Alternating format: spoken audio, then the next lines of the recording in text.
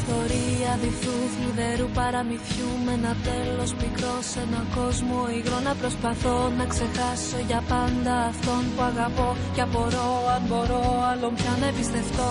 Η αγάπη σαν πύργο σε κάποια μουδιά προσπαθεί να σωθεί από τα κύματα που έρχονται σκάνε με ορμή και κομματιάζουν σαν άμμο την ψυχή.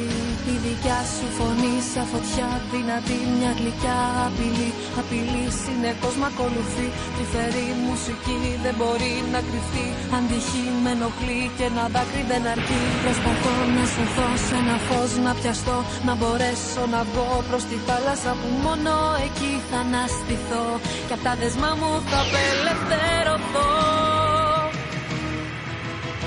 Τώρα ξέρω, ναι, γνωρίζω πως με την αγάπη θα νικήσω και βλέπω πια πιο καθαρά το παρελθόν μπορώ να σβήσω. Νιώθω και την καρδιά να λαχταρά, με προκαλεί κι εγώ ζωή να ζήσω.